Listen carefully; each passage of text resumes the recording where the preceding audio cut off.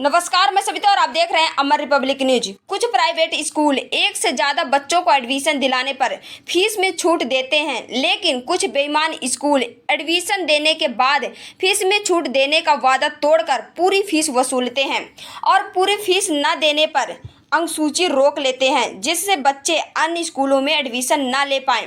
इन बेईमान स्कूलों में से एक है विंध्याचल पब्लिक स्कूल।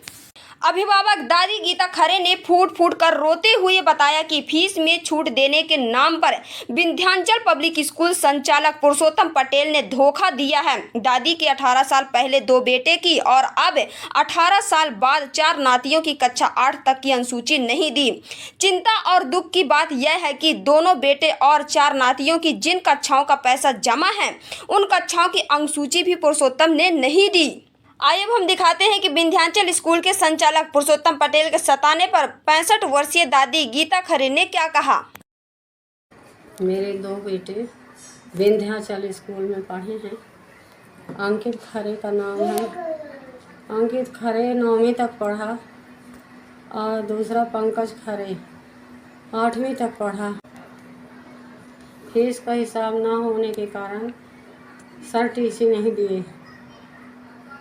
पुरुषोत्तम सर टीसी नहीं दिए। आपको टीसी नहीं मिली? नहीं मिली। एक दिन पुरुषोत्तम सर आए हमारे यहाँ एडमिशन के लिए। नाती हैं हमारे, उनके एडमिशन के लिए आए।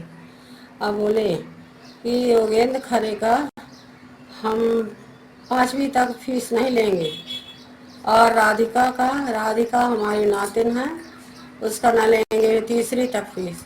पर वो LKG से ही फीस जोड़ लिए, हमारे साथ में धोखाबाजी किए।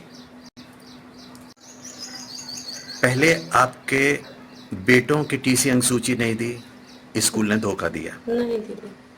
इसके बाद अब नातियों की टीसी अनुसूची की समस्या आएगी, क्योंकि फीस के मामले में उन्होंने आपके साथ बेईमानी की है। जी हाँ। तो ये तो आपका बहुत बड़ा दर्द है। बहुत बड़ा दर्द।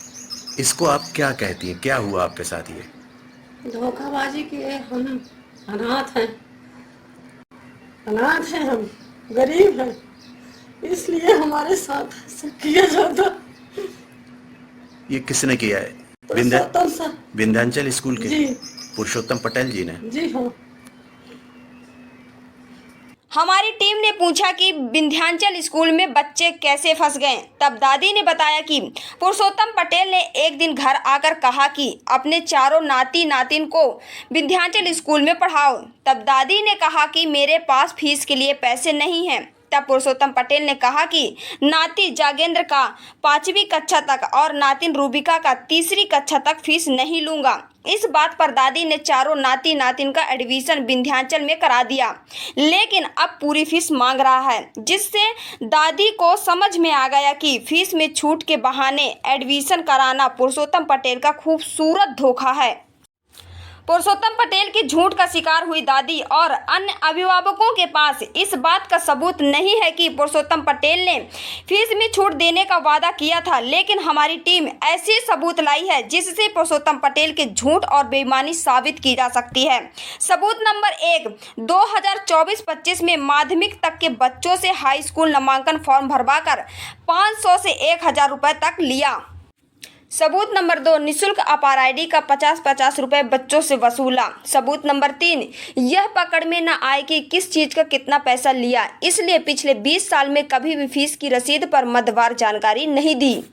सबूत नंबर 4, लॉकडाउन में ट्यूशन फीस के अलावा अन्य फीस नहीं लेनी थी। यह हाईकोर्ट मध्य प्रदेश शासन और कलेक्टर का आदेश था।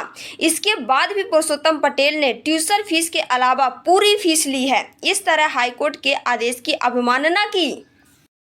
समझने की बात यह है कि जो पुरुषोत्तम पटेल माननीय हाईकोर्ट शासन और कलेक्टर के आदेशों की खुलेआम धज्जियां उड़ाकर अधिकारियों के नाक के नीचे वर्षों से अवैध वसूली करता चला आ रहा है। दादी और दादी जैसे गरीब अभिभावकों को फीस में छूट देने के बाद भी पूरी फीस वसूलना पुरुषोत्तम पटेल के लिए साधारण बात है। जन चर्चा है कि विंध्याचल जैसे भ्रष्ट स्कूलों के लिए विद्यार्थी बाजारू सामान हैं, जिनसे पुरुषोत्तम पटेल अपनी दशा सुधारता है। दूसरी ओर पुरुषोत्तम के दुर्व्यवहार से अभिभावक और बच्चों में शासन और सरकार के प्रति विश्वास और उम्मीद खत्म हो रही है।